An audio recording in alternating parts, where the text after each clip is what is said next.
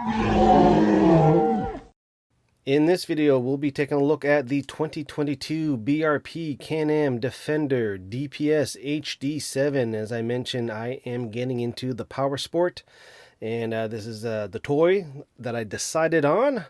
And this is more on the utility here. Now, I'm just going to do a walkthrough because I noticed there's not a lot of videos that show this level trim the DPS. You'll see mostly the XT and the limited, but I want to do this one here because this is on the second trim level, show you what accessories comes with this trim level, the slight minor differences on the interior, and also the accessories that I got afterwards. So I have 8 accessories on this machine. One is provided at the trim level DPS, had 2 accessories installed at the dealership, and then I ordered 5 accessories after I got back from my first ride as to what I wanted to start off with. So let's take a closer look here. This is the HD7, the brand new motor. We'll take a look at that a little bit here, but let's start with the first accessory that comes with the DPS here. The DPS has the power steering, but the only accessory that comes with it is the passenger side lunchbox tote, and you've seen this in a bunch of other videos, but in terms of other accessories, that is it. The other main difference between this and the higher trim levels is that the dash is a little bit different. We have the smaller display, and that means we don't have that top storage container with the USB, even though we do have the cutout for the USB port after on for an accessory. The other thing that we have a little bit different here is your switches here, because we don't have the bigger display, so we don't have the different controls. We have the cup holders, of course we have the switches here. Other main difference here that you'll see with this model, we don't have the parking brake, so park is the parking brake for this model.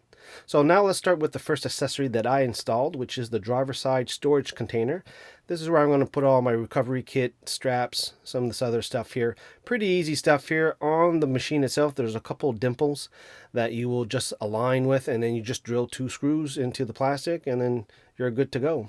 Pretty easy accessory to start off with. So that was my first accessory. I figured that I probably would need to have a quick access, and of course later on I can always order the passenger or middle compartments. And let's see, the next accessory is the rear view mirror. I didn't opt for side mirrors at this point, but the mirror, one piece, pretty easy stuff here. Comes in a couple pieces. All we have to do really is to take these 2 bolts and find the aligned holes underneath the roof here or the front end, and then you just bolt it in, and there you go. Pretty easy install on this one too. The next accessory was installed at the dealership when I ordered the vehicle. Need a roof. I think roof is almost an essential requirement, but I had to pay for that extra. And the other accessory I ordered was the 45-pound winch that comes with BRP. So that also I think is an accessory to get. As I mentioned, this is the new HD7 motor, about 30% better capacity or better performance than the HD6. You can see here you have the fuel filter or the oil filter and the oil intake here for maintenance. Looks a little easier than some of the bigger engine models. The storage box or the utility box, I don't know what you want to call it, the bed, very useful. Used it already to haul the generator and stuff around, sand and salt over the winter. Which brings us to the next accessory, which is the windscreen. I really debated whether or not I wanted the soft vinyl cover or the polycarb or glass, but I opted for the windscreen. I kind of wanted the airflow anyway. And this one's super easy. Me and the little one, we took 2 minutes to put this together. We just strap the webbing around the roll bar here, and wham bam, it's all done. And the other accessory that I installed, which is the dash compartment nets. This, I don't know why they don't include this by default, but you can see when you get it, it's pretty open, can't really use it. But if you notice here on each of the sides, there's 2 little notches or holes. You can see cut out for the USB port. But all we need to do with the nets is just to shove, T-bone the piece of tab into the plastic, and the nets are in. It's good to go.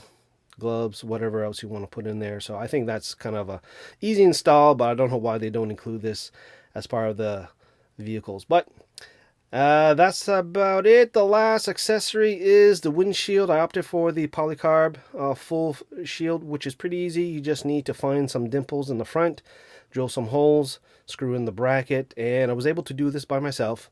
plop the windshield in. I did have to unscrew the front of the roof so I can lift it up and then to place it in, because on the sides you have some angle brackets to lock it in tight, and then you just have these 3 plastic tabs to lock it in. And makes a big difference, the windshield, I can tell you that. But I haven't really decided on full enclosed cabs, and that's kind of why I opted for the DPS package. Later on I'll be adding probably a few more accessories, and I don't know if I'll add doors or not. I know depending on the region where you're at, you may want a fully enclosed cab, but from where I'm at, winters are so short here, and I think the addition of the windshield makes a lot of difference. Anyway, that's the 2022. Leave your comments below, and I'll talk to you guys next time.